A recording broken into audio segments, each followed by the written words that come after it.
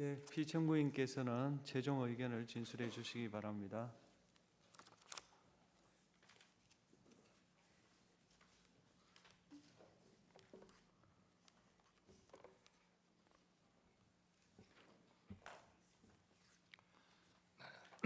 존경하는 재판관 여러분, 그리고 사랑하는 국민 여러분, 작년 12월 3일 비상계엄을 선포한 후 84일이 지났습니다.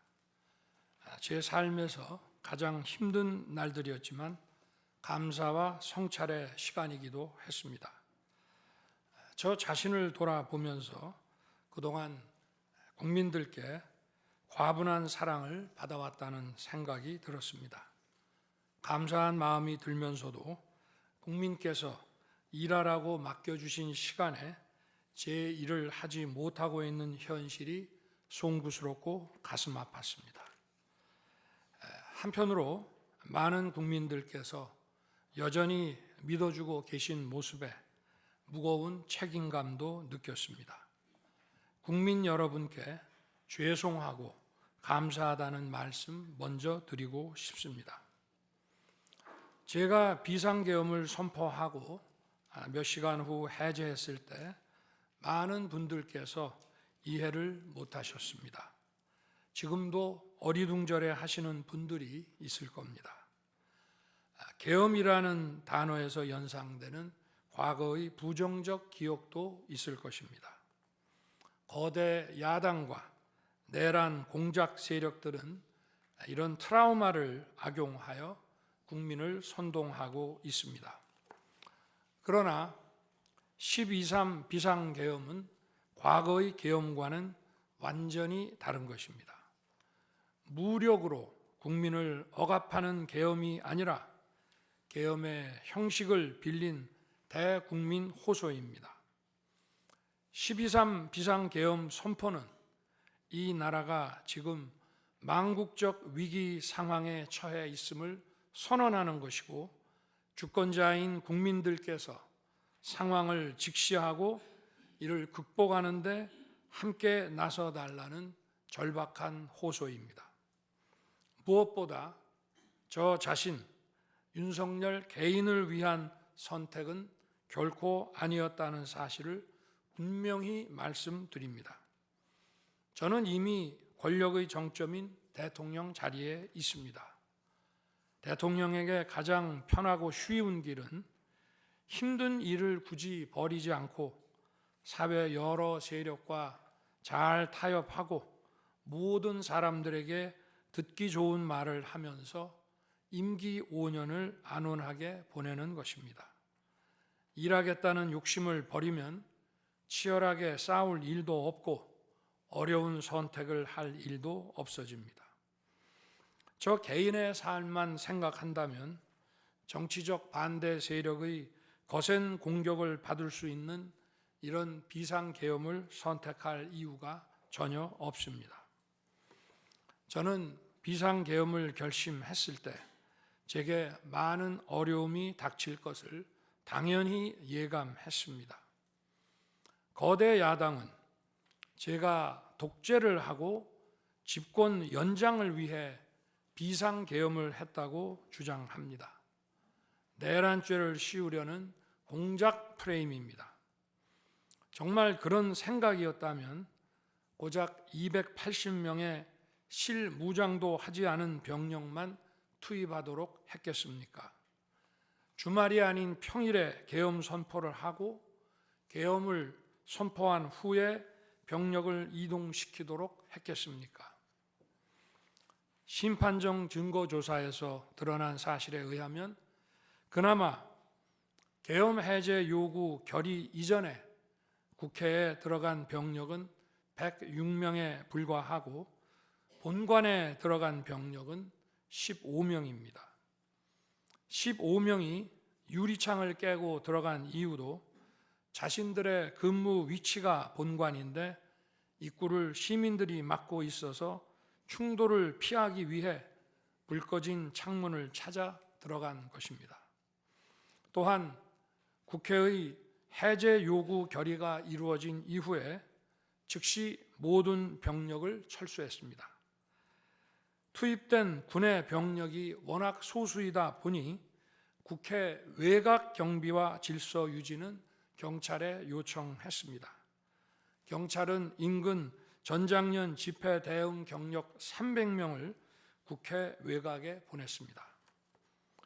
부상당한 군인들은 있었지만 일반 시민들은 단 한 명의 피해도 없었습니다. 처음부터 저는 국방장관에게 이번 비상계엄의 목적이 대국민 호소용임을 분명히 밝혔습니다.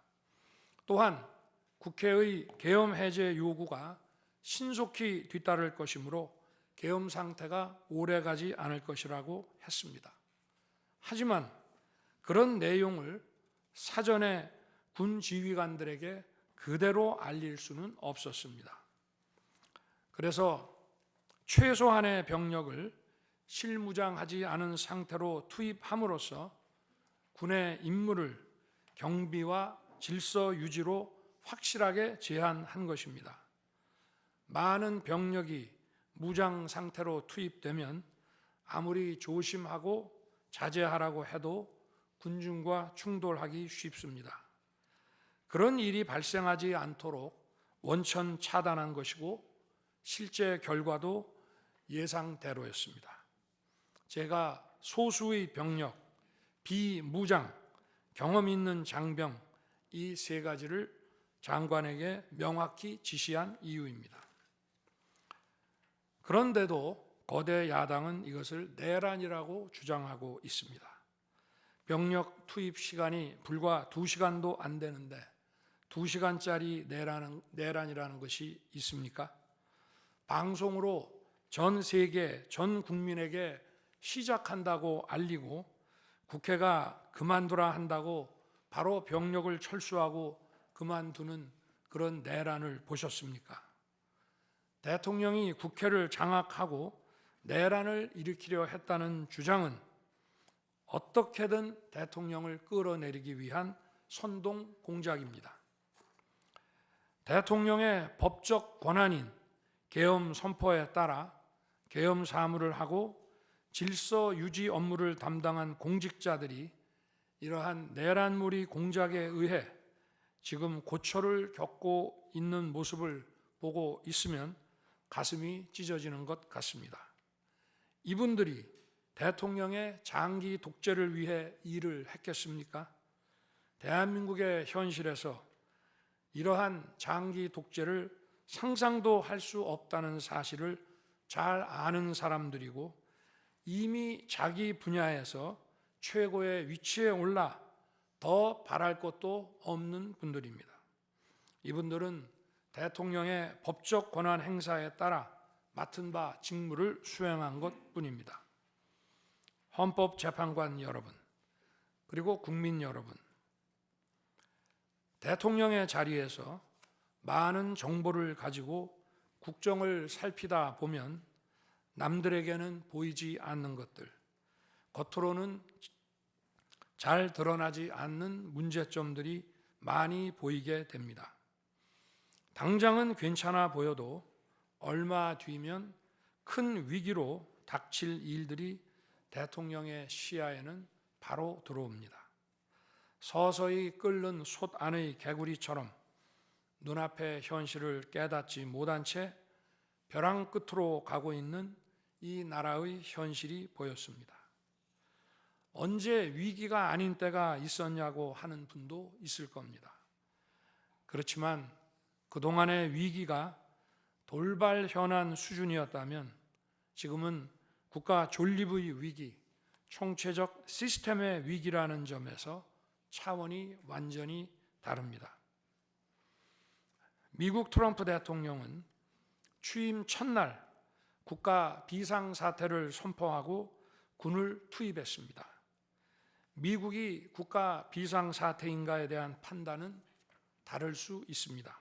하지만 불법 체류자와 마약 카르텔 등 당면한 위기에 맞서 국민들을 지키기 위한 대통령의 결단임은 분명해 보입니다. 그렇다면 지금 우리나라의 현실은 어떻습니까?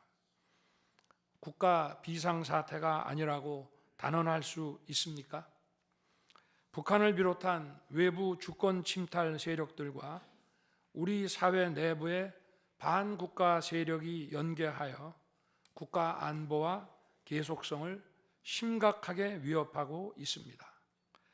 이들은 가짜 뉴스, 여론 조작, 선전 선동으로 우리 사회를 갈등과 혼란으로 몰아넣고 있습니다. 당장 2023년 적발된 민주노총 간첩단 사건만 봐도 반국가 세력의 실체를 쉽게 확인할 수 있습니다. 이들은 북한 공작원과 접선하여 직접 지령을 받고 군사시설 정보 등을 북한에 넘겼습니다. 북의 지령에 따라 총파업하고 미국 대통령 방한 반대, 한미연합훈련 반대, 이태원 참사 반정부 시위 활동 등을 펼쳤습니다. 심지어 북한의 지시에 따라 총선과 대선에 개입한 정황도 드러났습니다. 지난 대선 직후에는 대통령 탄핵의 불씨를 지필하면서 구체적인 행동 지령까지 내려왔습니다. 실제로 대통령 당선인이 취임하기도 전인 2022년 3월 26일 윤석열 선제 탄핵 집회가 열렸고 그때부터 2024년 12월 초까지 무려 178회의 대통령 퇴진 탄핵 집회가 열렸습니다. 이 집회에는 민노총 산하 건설 노조, 언론 노조 등이 참여했고 거대 야당 의원들도 발언대에 올랐습니다. 결국 북한의 지령대로 된 것 아닙니까?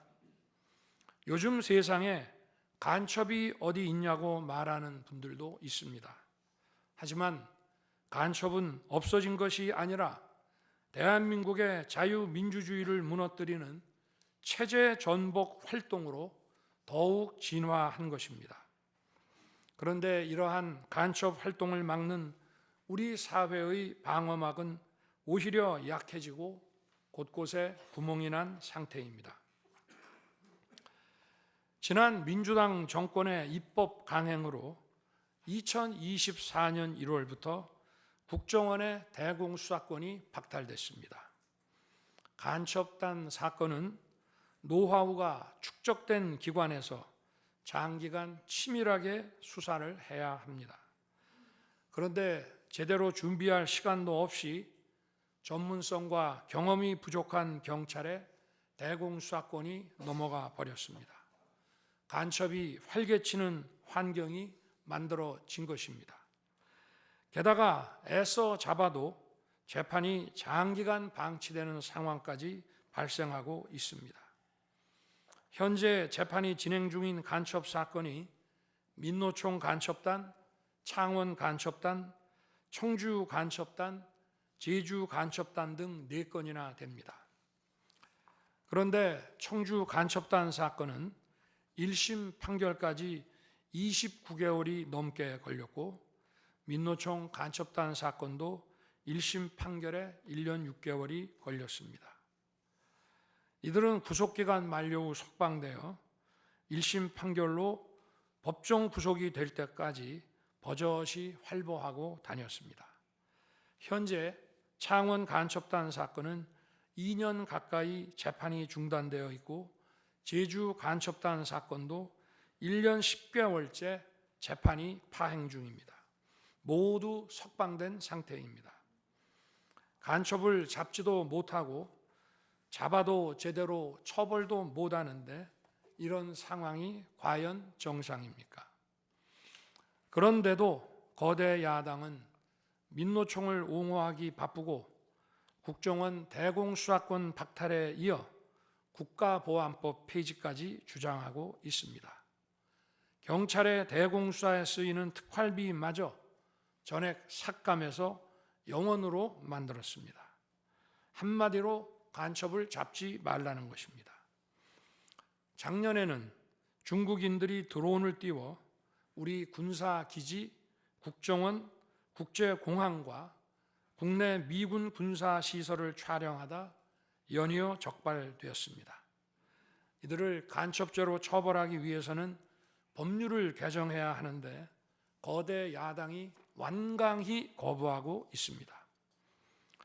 국가 핵심 기술을 유출하는 산업 스파이도 최근 급증하고 있습니다. 반도체, 디스플레이 등 기술 유출 피해가 수십조 원에 달하는데 그 3분의 2가 중국으로 유출됩니다. 중국은 사진 한 장만 잘못 찍어도 우리 국민을 마음대로 구금하는 강력한 반간첩법을 시행하고 있는데 거대 야당은 산업 스파이를 막기 위한 간첩죄 법률 개정조차 가로막고 있습니다.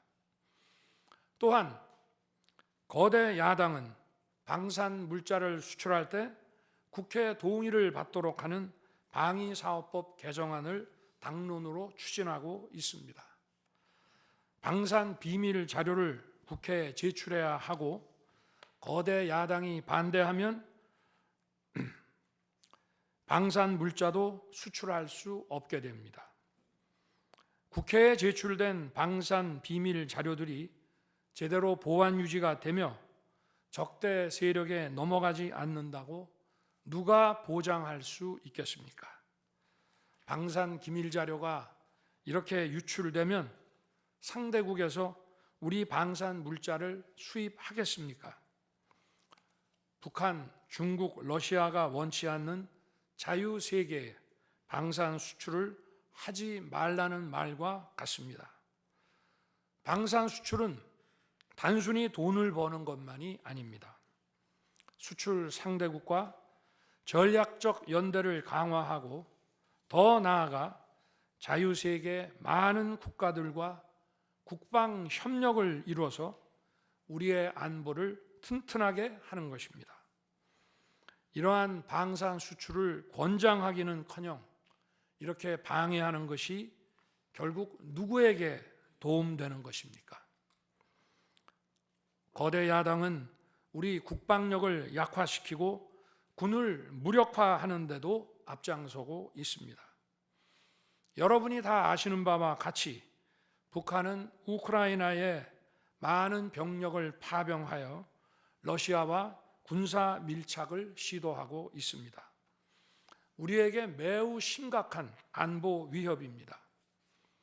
그런데도 이를 살피기 위해 참관단을 보내려 하자 거대 야당은 당시 신원식 국방장관 탄핵까지 겁박하며 결사적으로 이를 막았습니다.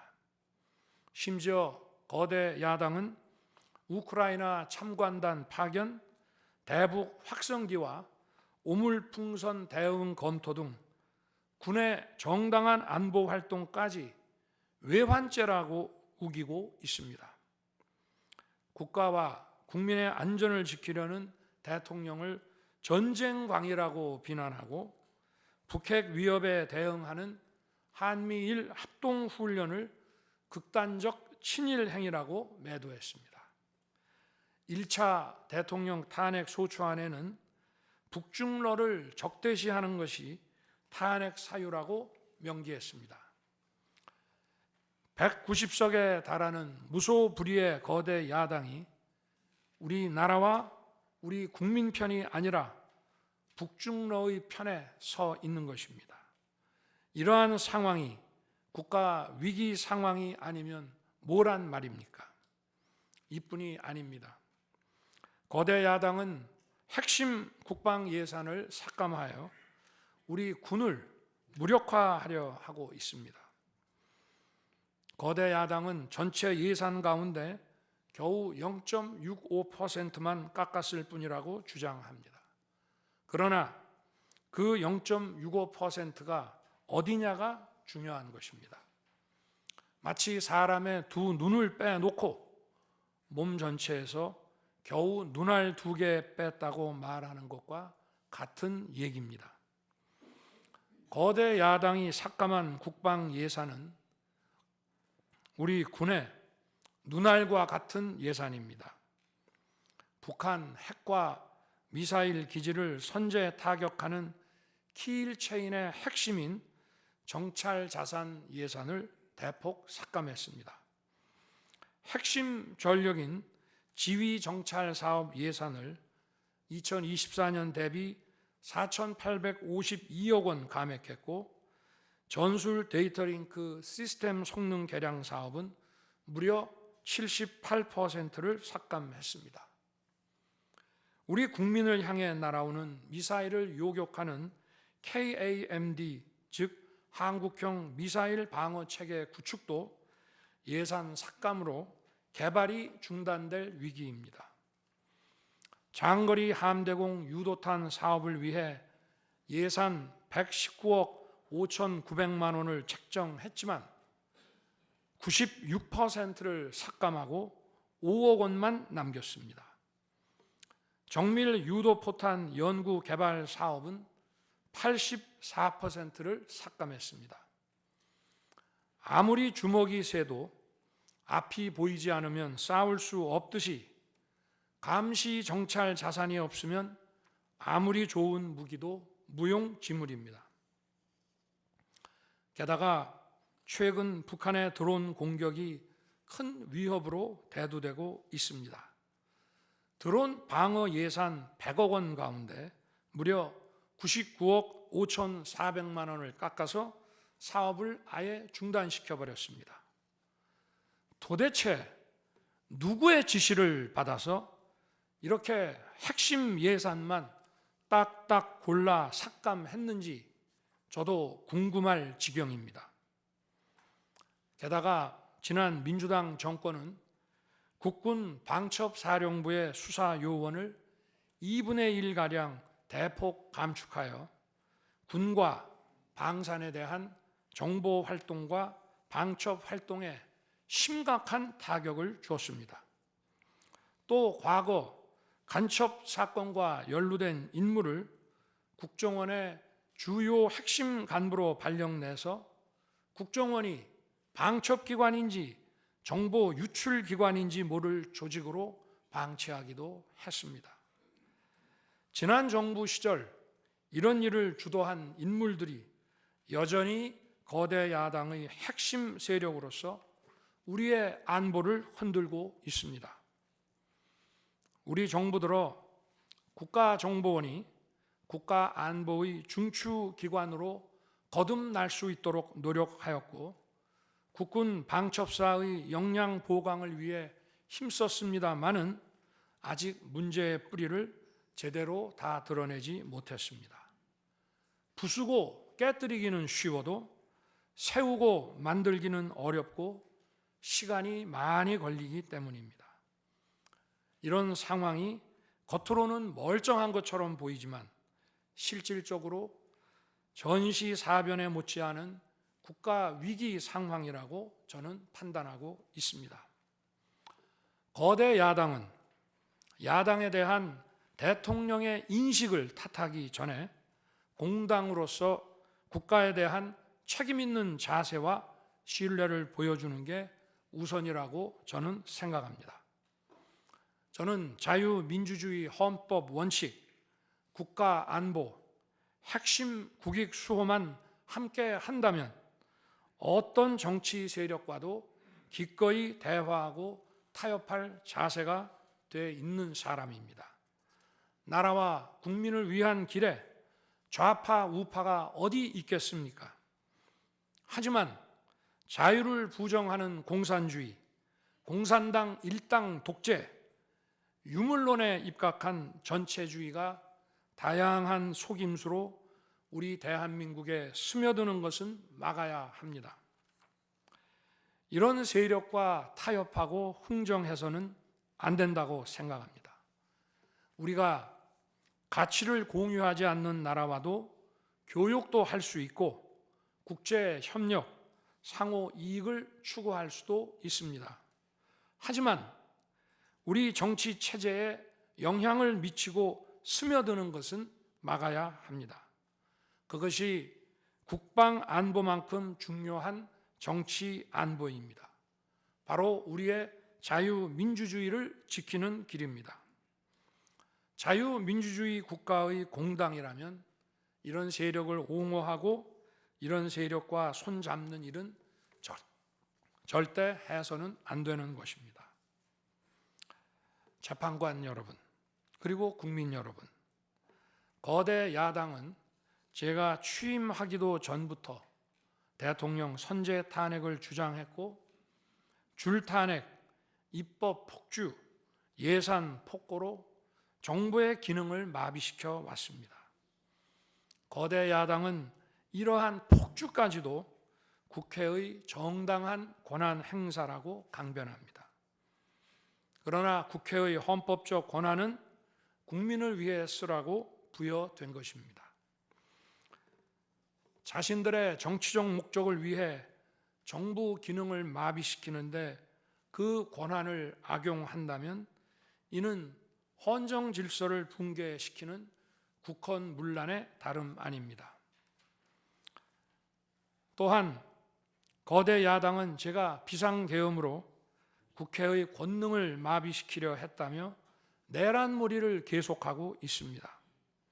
하지만 거대 야당은 제가 대통령에 취임한 이후, 아니 취임하기도 전부터 지금까지 지속적으로 끈질기게 정부의 권능을 마비시켜 왔습니다.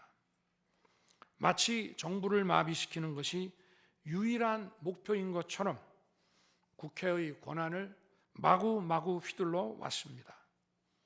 국회의원과 직원들의 출입도 막지 않았고 국회 의결도 전혀 방해받지 않은 2시간 반짜리 비상계엄과 정부 출범 이후 2년 반 동안 줄탄핵, 입법 예산 폭거로 정부를 마비시켜온 거대 야당 가운데 어느 쪽이 상대의 권능을 마비시키고 침해한 것입니까?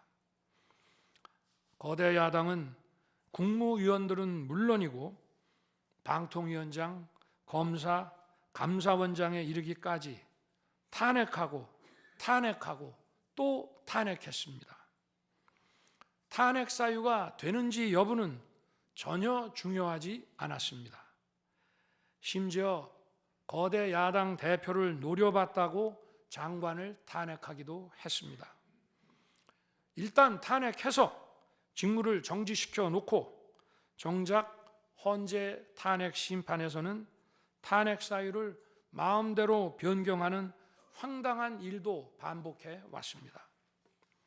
얼마 전 중앙지검장 등 검사들에 대한 탄핵 심판을 재판관 여러분께서 직접 진행하시지 않았습니까? 기자회견장에서 거짓말을 했다는데 실제로는 그 기자회견장에 나오지도 않았고 국정감사에서 허위 증언을 했다는데 정작 국정감사에 출석하지도 않았습니다. 기본적인 탄핵 사유조차 틀렸는데도 일단 직무부터 정지시키고 보는 것입니다. 이것이 과연 정상적인 일입니까? 거대 야당의 공직자 줄 탄핵은 정부 기능을 마비시키는 차원을 넘어 헌정 질서 붕괴로 치닫고 있습니다. 이태원 참사가 발생하자 거대 야당은 연일 진상규명을 외치면서 참사를 정쟁에 이용했습니다. 급기야 행정안전부 장관을 탄핵했습니다. 당시 북한이 민노총 간첩단에게 보낸 지령문에 이런 내용이 있습니다. 이번 특대형 참사를 계기로 사회 내부에 세월호 참사 진상규명 투쟁과 같은 정세 국면을 조성하는 데 중점을 두고 각계각층의 분노를 최대한 분출시켜라. 거대 야당이 북한 지령을 받은 감첩단과 사실상 똑같은 일을 벌인 것입니다.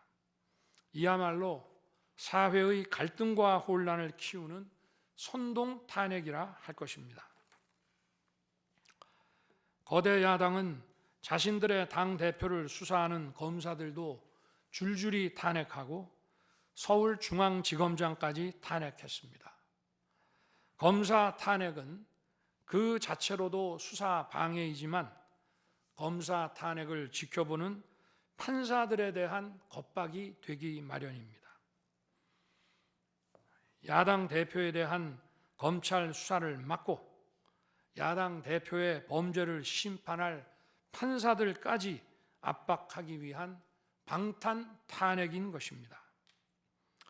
급기야 거대 야당은 지난 정부의 이적 행위를 감사하던 감사원장까지 탄핵했습니다. 거대 야당은 감사원장 탄핵 소추안에 사드 정식 배치 고의 지연 의혹 감사를 탄핵 사유로 포함시켰습니다. 이 사건은 지난 민주당 정부의 안보라인 고위직 인사 4명이 주한 중국 대사관 무관에게 사드 배치 작전명, 작전 일시, 작전 내용 등 국가 기밀 정보를 넘겨준 간첩 사건입니다. 감사원은 이를 적발하고 검찰에 수사 의뢰하는 등 감사 조치를 진행하였는데 이것이 탄핵 사유라는 것입니다. 자신들의 간첩 행위를 무마하기 위한 이적 탄핵이 아닐 수 없습니다. 헌법기관인 감사원장에 대한 무차별 탄핵은 그 자체로도 심각한 헌법 파괴 행위이지만 이적 행위까지 탄핵으로 덮는 것을 보며 이야말로 자유민주주의를 무너뜨리는 망국적 위기 상황이라고 판단한 것입니다. 또 한편 정부 각 부처들은 국민의 세금으로 엄청난 규모의 예산을 사용 집행하고 있습니다. 수많은 산하 기관도 거느리고 있습니다. 그런데 이런 부처의 수장들을 탄핵 소추로 직무정지시켜 그 부처의 기능을 마비시키거나 심각하게 저해한다면 기회 비용과 재정적 측면에서도 국가와 국민에 얼마나 막대한 경제적 피해를 입히는 것이 되겠습니까? 거대 야당은 공직자를 무차별 탄핵 소추하고 소추인단 변호사 비용도 국민 세금으로 사용하고 있습니다. 그렇지만 억울하게 탄핵 소추된 공직자들은 직무가 정지된 상황에서 자기 개인 자금으로 변호사 비용까지 조달해야 합니다. 정부 공직자들은 거대 야당의 이러한 폭거에 한없이 위축될 수밖에 없습니다. 이처럼 거대 야당은 선동 탄핵, 방탄 탄핵, 이적 탄핵으로 대한민국을 무너뜨리고 있습니다.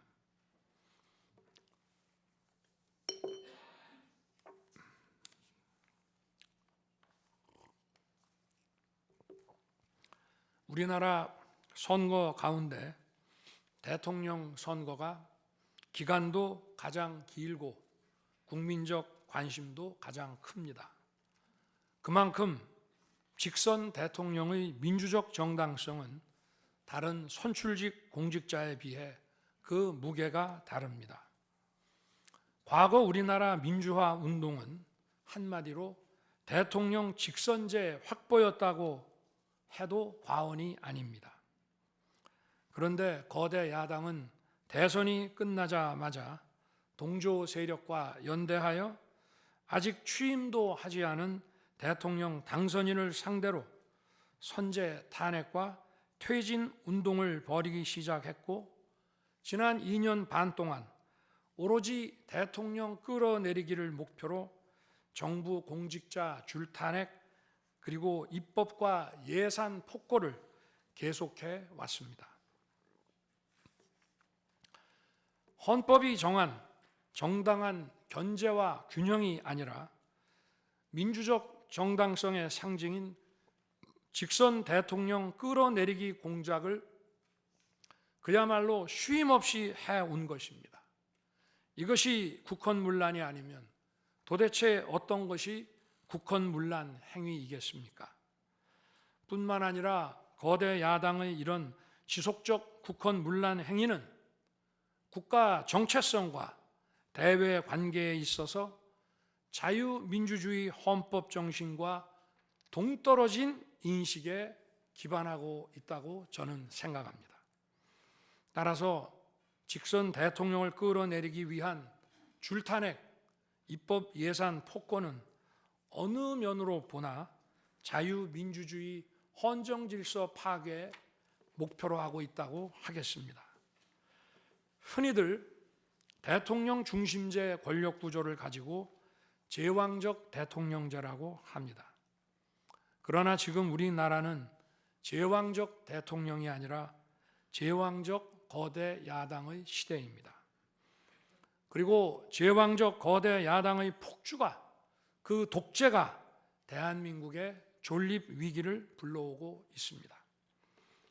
계엄 이후 벌어진 일들만 보아도 모두 잘 알 수 있지 않겠습니까?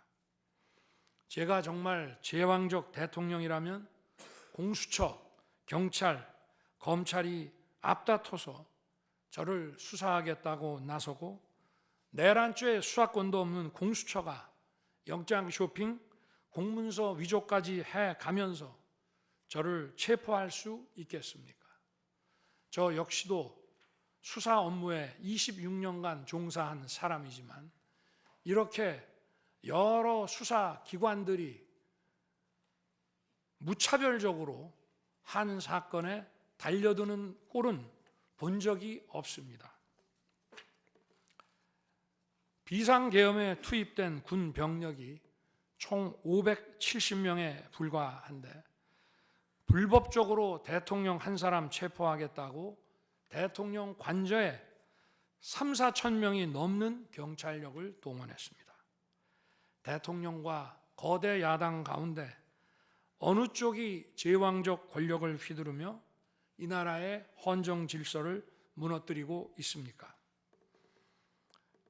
제가 비상계엄을 결단한 이유는 이 나라의 절체절명의 위기를 더 이상 방치할 수 없다는 절박함 그것이었습니다. 저는 주권자인 국민들께 이러한 거대 야당의 반국가적 패악을 알리고 국민들께서 매서운 감시와 비판으로 이를 제발 멈춰달라고 호소하고자 했습니다. 국정마비와 자유민주주의 붕괴를 막고 국가 기능을 정상화하기 위해 절박한 심정으로 계엄을 선포한 것입니다.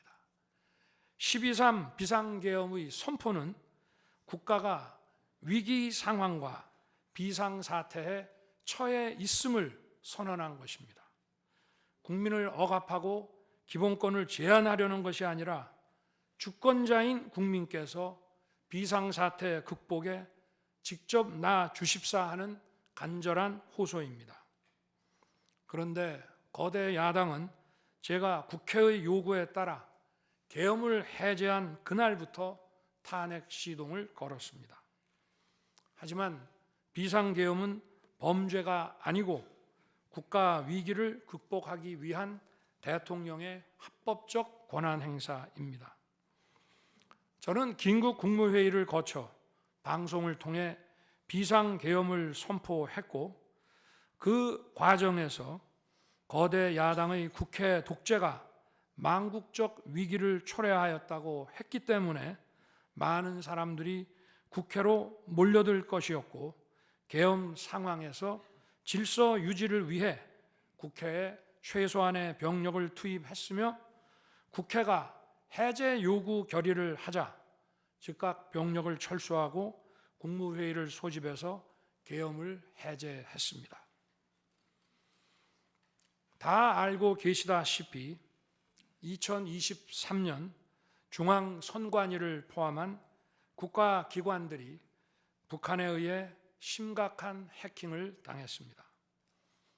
중앙선관위는 이 같은 사실을 국가정보원으로부터 통보받고도 다른 국가기관과 달리 점검에 제대로 응하지 않았습니다. 나중에 채용비리 사건 때문에 울며 겨자 먹기로 응한 일부 소극적 점검 결과 심각한 보안 문제가 드러났기 때문에 중앙선관위 전산 시스템 스크린 차원에서 소규모의 병력을 보낸 것입니다. 선거의 공정과 직결되는 중앙선관위의 전산 시스템 보안 문제는 우리 자유민주주의 체제의 핵심 공공재이자 공공자산을 지키는 일입니다. 더구나 그동안의 선거 소송에서 드러난 다량의 가짜 부정투표 용지, 그리고 투표 결과가 도저히 납득하기 어렵다는 통계학과 수리과학적 논거 등에 비추어 중앙선관위의 전산 시스템에 대한 투명한 점검 필요성이 꾸준히 제기되어 왔습니다. 이런 조치들의 어떤 부분이 내란이고 범죄라는 것인지 도대체 이해할 수가 없습니다. 비상계엄이라는 것 자체가 불법이라면 계엄법은 왜 있으며 합동참모본부의 계엄관은 왜 존재하겠습니까? 재판관 여러분, 그리고 국민 여러분, 저는 2021년 6월 29일 처음으로 정치 참여를 선언했습니다. 대통령이라는 자리가 영광의 길이 아니라 형극의 길이라는 사실은 이미 잘 알고 있었습니다. 또 대통령직을 아주 가까이에서 지켜보신 어떤 분은 우리나라 대통령직은 저주의 길이라면서 만류하시기도 했습니다. 그러나 자유민주주의라는 헌정 질서가 무너지고 있는 상황에서 나라를 지키고 싶어 정치를 시작했습니다. 그때 정치 참여를 선언하면서 국민께 드린 약속이 있습니다. 우리의 미래를 짊어질 청년들, 국가를 위해 희생하신 분들, 산업화에 일생을 바친 분들, 나라의 민주화에 헌신하고도 묵묵히 생업에 종사하며 살아가시는 분들, 성실하게 세금을 내시는 분들, 이런 분들이 분노하지 않는 나라를 만들겠다는 약속이었습니다. 그리고 청년들이 마음껏 뛰는 역동적인 나라, 창의와 자유가 넘치는 혁신의 나라, 약자가 기죽지 않은 따뜻한 나라, 국제사회와 가치를 공유하고 책임을 다하는 나라를 만들겠다고 국민께 약속드렸습니다. 거대 의석과 이권 카르텔이 나라의 주인 노릇을 하는데 맞서 국민들에게 빼앗긴 주권을 되찾아 드리겠다고 약속했습니다. 그날 이후 지금까지 단 한순간도 이 약속을 잊은 적이 없습니다. 국민의 선택을 받아 대통령이 된 후 이 약속을 지키기 위해 쉼없이 노력하고 또 노력했습니다. 무엇 하나 쉬운 일이 없었습니다. 글로벌 복합 위기로 인한 대외 환경의 어려움이 계속됐습니다. 지난 민주당 정부의 잘못된 소주성 정책과 부동산 정책은 우리 경제와 민생의 문제를 풀어가는데 계속 발목을 잡았습니다. 하지만 어떤 문제라도 노력하면 풀어낼 수 있다고 믿었고 실제로 우리 기업, 우리 국민과 함께 뛰면서 하나하나 문제를 해결할 수 있었습니다. 기쁘고 보람 있는 일도 많았고 부족하고 아쉬운 일도 있었습니다. 무엇보다 국가 안보와 국민 안전을 지키는 제복 입은 공직자에 대한 처우 개선 추진이 보람된 일이었습니다. 지난 민주당 정권은 반일 선동에만 열을 올렸지만 우리 정부에서는 1인당 GDP가 일본을 앞질렀고 우리 인구의 2배 반이 넘는 경제 강국 일본과 수출액 차이가 작년에는 불과 수십억 불 규모로 좁혀졌습니다. 20년 전에 비해 100분의 1, 지난 민주당 정부에 비해 수십 분의 1로 줄어든 것입니다. 또 작년에 30번이나 열었던 전국 순회 민생 토론회 기억이 많이 납니다. 국민의 어려움을 직접 듣고 많은 일을 현장에서 해결해 드리면서 국민과 같이 웃기도 했고 같이 울기도 했습니다. 수도권, 영남, 호남, 충청, 강원, 제주까지 전국 모든 지역을 다니면서 지역 발전 방안을 함께 고민했습니다. 우리 국민들께서 전국 어디에 사시든 공정한 기회를 누리며 행복하게 살 수 있도록 만들어서 진정한 국민 통합을 이루고 싶었습니다. 다시 그렇게 일할 기회가 있을까 마음이 아립니다. 1박 4일의 살인적 일정으로 미국에 가서 한미일 캠프 데이비드 선언을 발표했을 때는 보람이 컸고 정말 마음이 든든했습니다.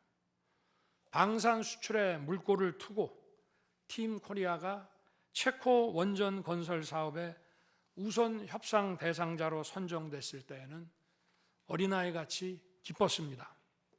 아쉬웠던 순간도 떠오릅니다. 기업과 국민들에게 꼭 필요한 법안들은 하염없이 뒤로 밀어놓고 거부권을 행사할 수밖에 없는 위헌적 법안, 핵심 국익에 반하는 법안들이 야당 단독으로 국회에서 일사천리 통과될 때에는 답답했습니다.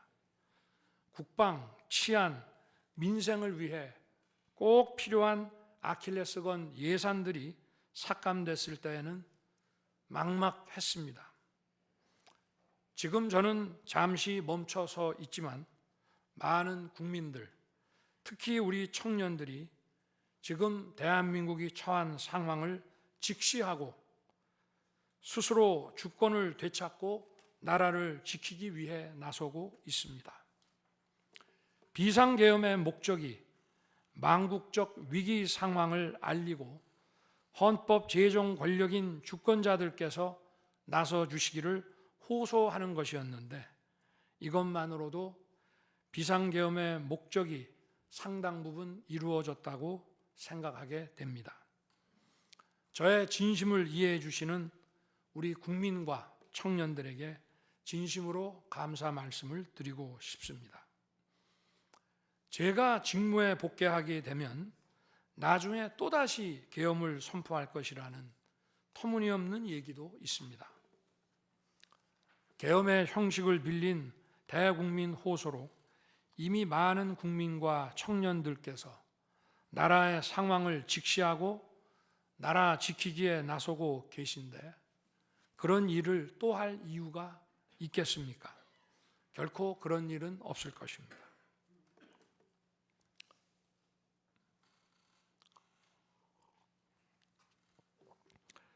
헌법재판관 여러분, 그동안 심판정에서 다루어진 쟁점들 가운데 두 가지에 대해서만 간략히 말씀드리겠습니다. 세세한 사실관계를 언급하기보다 상식선에서 간단히 말씀드리겠습니다. 우선 제가 국회의원을 체포하거나 본회의장에서 끌어내라고 했다는 것입니다. 정말 터무니없는 얘기입니다. 상식적으로 이렇게 해서 도대체 뭘 어떻게 하겠습니까? 의원들을 체포하고 끌어내서 계엄 해제를 늦추거나 막는다 한들 방송으로 온 국민과 전 세계가 지켜보고 있는데 그 다음에 뭘 어떻게 하겠습니까? 계엄 당일 국회의장의 발언대로 국회는 어디서든 본회의를 열어 계엄 해제를 의결할 수 있습니다. 영화나 소설에 나오기도 하지만 현실적으로 이런 일을 하려면 군으로 국가를 완전히 장악하는 계획과 정치 프로그램을 미리 가지고 있어야 합니다. 그런데 실제 상황이 어땠습니까? 계엄 사무를 담당할 주요 지휘관들이 계엄 직전에 어디에 있었는지 이 심판정에서 다 드러났습니다. 장관 재가를 받아 지방 휴가를 가거나 부부 동반 만찬, 간부 만찬 회식을 하다가 대통령의 계엄 선포 직후에야 국방장관으로부터 업무 지시를 받았습니다. 준비된 치밀한 작전 계획이나 지침이 없었기 때문에 혼선과 허술함도 있었습니다.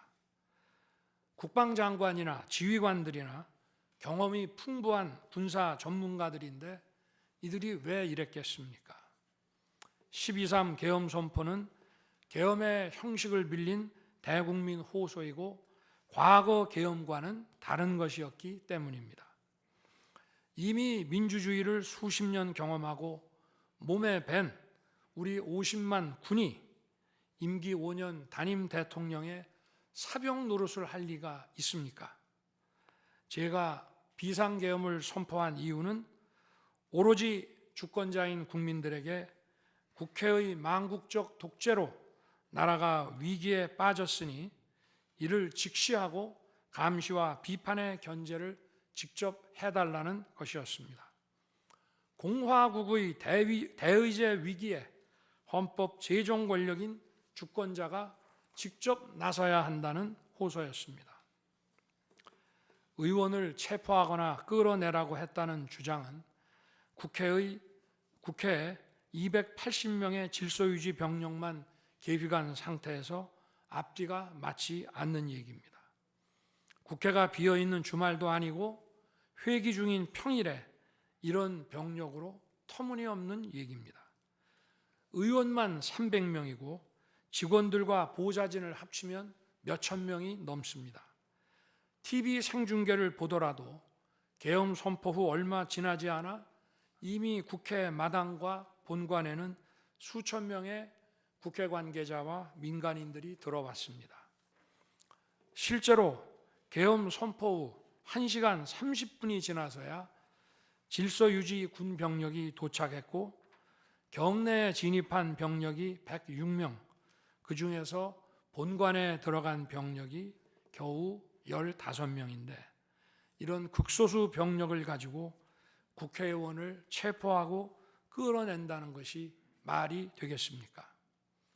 게다가 의결 정족수가 차지 않았으니 본회의장에 들어가서 의원들을 끌어내라고 했다는데 의결 정족수가 차지 않았으면 더 못 들어가게 막아야지 끌어낸다는 것도 상식에 맞지 않는 얘기입니다. 본관에 진입한 군인들은 본회의장이 어디에 있는지도 몰랐다고 합니다. 무엇 하나 말이 되지 않습니다. 단 한 사람도 끌려 나오거나 체포된 일이 없었으며 군인이 민간인들에게 폭행당한 일은 있어도 민간인을 폭행하거나 위해를 가한 일은 한 건도 없었습니다.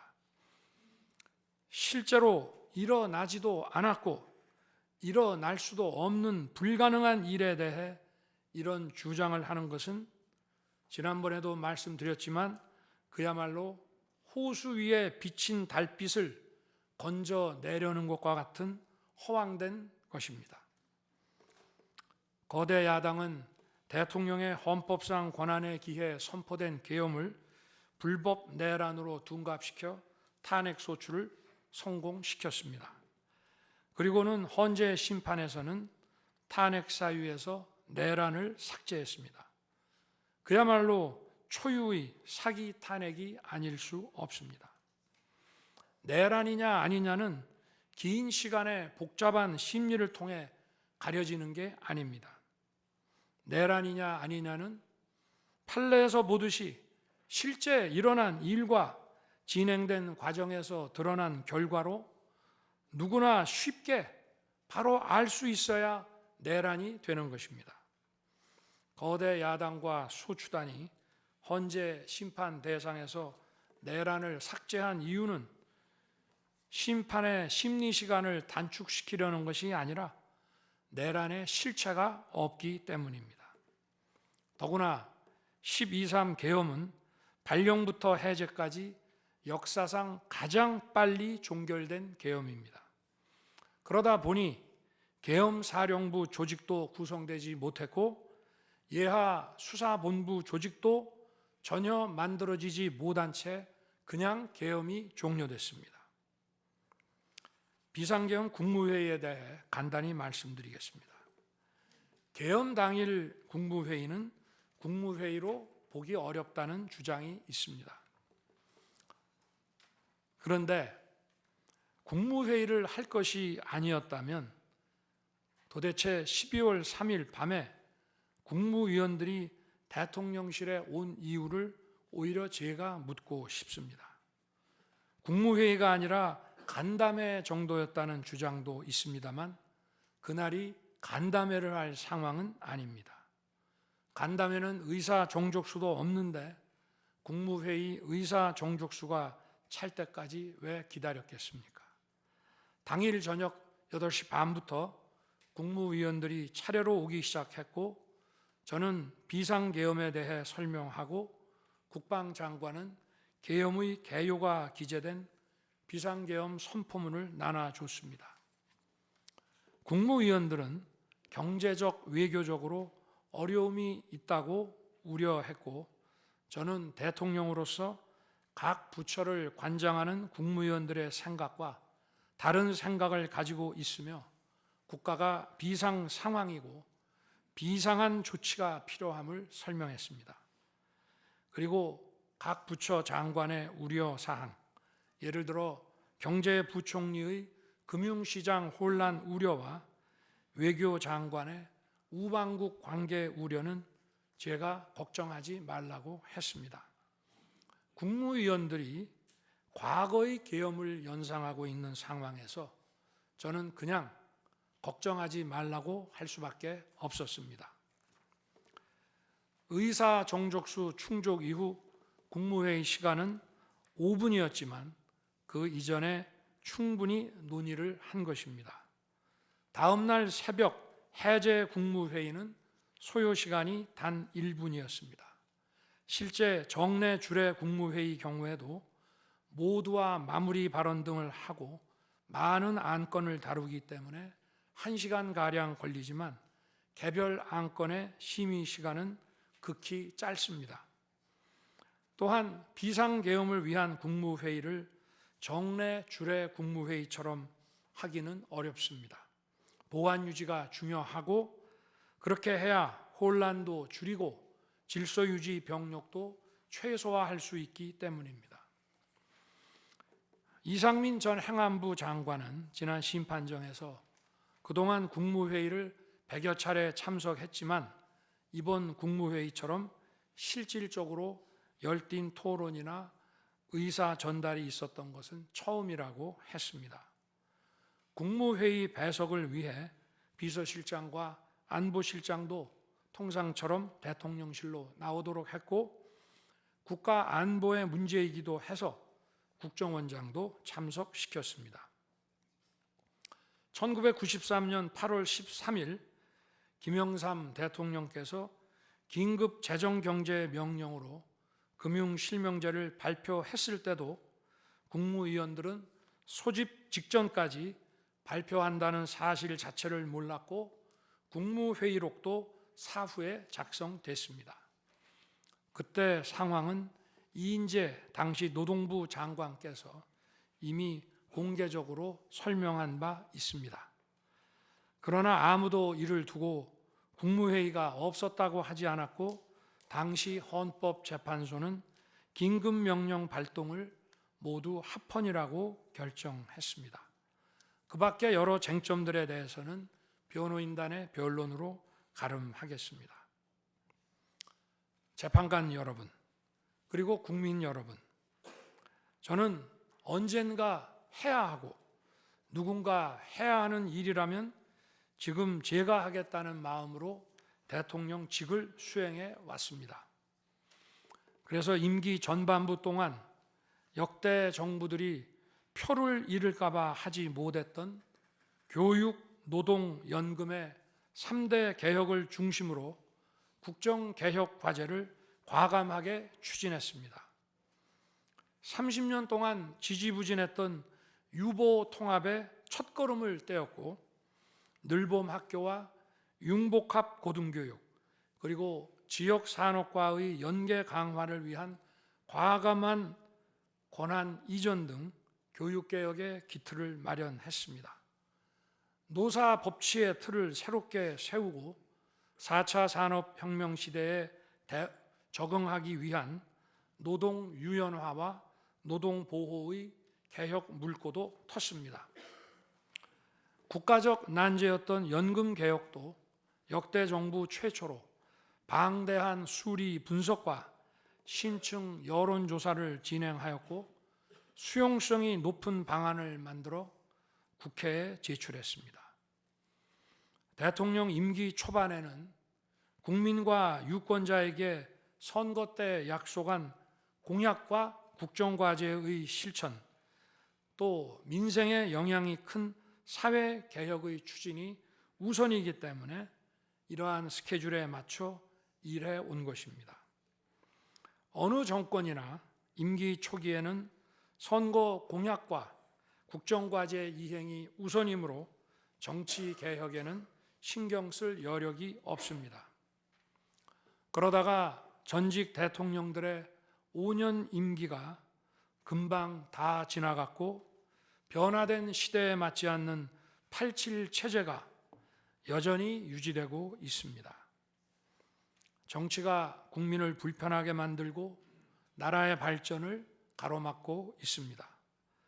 또 국가의 미래를 결정하는 일에 미래의 주역인 청년들이 참여할 수 있도록 정치와 행정의 문턱이 더 낮춰져야 합니다. 제가 직무에 복귀하게 된다면 먼저 87 체제를 우리 몸에 맞추고 미래 세대에게 제대로 된 나라를 물려주기 위한 개헌과 정치개혁의 추진에 후반부를 집중하려고 합니다. 저는 이미 대통령직을 시작할 때부터 임기 중반 이후에는 개헌과 선거제 등 정치 개혁을 추진하겠다는 계획을 가지고 있었습니다. 현직 대통령의 희생과 결단 없이는 개헌과 정치 개혁을 할 수 없습니다. 그래서 내가 이것을 해내자고 생각했던 것입니다. 저는 여러 전직 대통령들이 후보 시절 공약하고도 이행하지 못한 청와대 국민 반환도 당선 직후 즉시 추진하고 이행한 바 있습니다. 자녀 임기에 연연해하지 않고 개헌과 정치 개혁을 마지막 사명으로 생각하여 87 체제 개선에 최선을 다하고 싶습니다. 개헌과 정치 개혁 과정에서 국민 통합을 이루는 데도 노력을 다할 것입니다. 결국 국민 통합은 헌법과 헌법 가치를 통해 이루어지는 만큼 개헌과 정치 개혁이 올바르게 추진된다면 그 과정에서 갈라지고 분열된 국민들이 통합될 것이라고 믿습니다. 그렇게 되면 현행 헌법상 자녀 임기에 연연해야 할 이유가 없고 오히려 제게는 크나큰 영광이라고 생각합니다. 그리고 국정 업무에 대해서는 급변하는 국제 정세와 글로벌 복합 위기 상황을 감안하여 대통령은 대외 관계에 치중하고 국내 문제는 총리에게 대폭 위임할 생각입니다. 우리 경제는 다른 어느 나라보다 대외 의존도가 높습니다. 특히 미 트럼프 행정부 출범 이후 국제 질서의 급변과 글로벌 경제 안보의 불확실성에 크게 영향을 받을 수밖에 없습니다. 지금 우리가 국가 노선을 어떻게 선택하느냐에 따라 이 위기가 기회가 될 수도 있고 돌이킬 수 없는 재앙을 맞을 수도 있습니다. 글로벌 중추 외교 기조로 역대 가장 강력한 한미 동맹을 구축하고 한미일 협력을 이끌어낸 경험으로 대외 관계에서 국익을 지키는 일에 매진하고 싶습니다. 임기 전반기에도 지방시다위원회와 국민통합위원회를 통해 지역별, 세대별, 계층별 통합을 위해 노력해 왔지만 앞으로도 국민을 하나로 묶고 국가 전체 시너지를 올리는 국민 통합에 더욱 노력할 것입니다. 존경하는 헌법재판관 여러분, 먼저 촉박한 일정의 탄핵 심판이었지만 충실한 심리에 애써주신 재판관님들께 깊이 감사드립니다. 이번 심리는 내란 탄핵으로 소추한 후 심판 대상에서 내란을 삭제한 소추단 측이 제시한 쟁점 위주로 이루어지게 됐습니다. 그러다 보니 제가 12.3 비상계엄을 선포한 이유와 그 불가피성에 대해서는 충분히 설명드릴 기회가 부족했다고 생각합니다. 서면으로 성실하게 관련 자료를 제출하였으니 대통령으로서 고뇌의 결단을 한 이유를 깊이 생각해 주시기 바랍니다. 또 많은 국가 기밀 정보를 다루는 대통령으로서 재판관님들께 모두 설명드릴 수 없는 부분에까지 재판관님들의 지혜와 해안이 미칠 것이라 믿습니다. 다시 한번 재판관님들의 노고에 감사드립니다. 그리고 사랑하는 대한민국 국민 여러분, 국가와 국민을 위한 계엄이었지만 그 과정에서 소중한 국민 여러분께 혼란과 불편을 끼쳐드린 점 진심으로 죄송스럽게 생각합니다. 저의 구속 과정에서 벌어진 일들로 어려운 상황에 처한 청년들도 있습니다.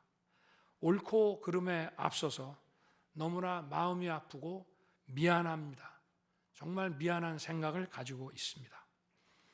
저는 대통령에 출마할 때 나라를 위해 목숨을 바치겠다고 결심했습니다. 지난 12.3 계엄과 탄핵소추 이후 엄동설안에 저를 지키겠다고 거리로 나선 국민들을 보았습니다. 저를 비판하고 질책하는 국민들의 목소리도 들었습니다. 서로 다른 주장을 하고 있지만 모두 대한민국을 사랑하는 마음이라고 생각합니다. 부족한 저를 지금까지 믿어주시고 응원을 보내주고 계신 국민 여러분께 진심으로 감사드립니다. 저의 잘못을 꾸짖는 국민의 질책도 가슴에 깊이 새기겠습니다. 그리고 이 모든 과정이 새로운 대한민국으로 도약하는 디딤돌이 될 수 있도록 최선을 다하겠습니다. 감사합니다.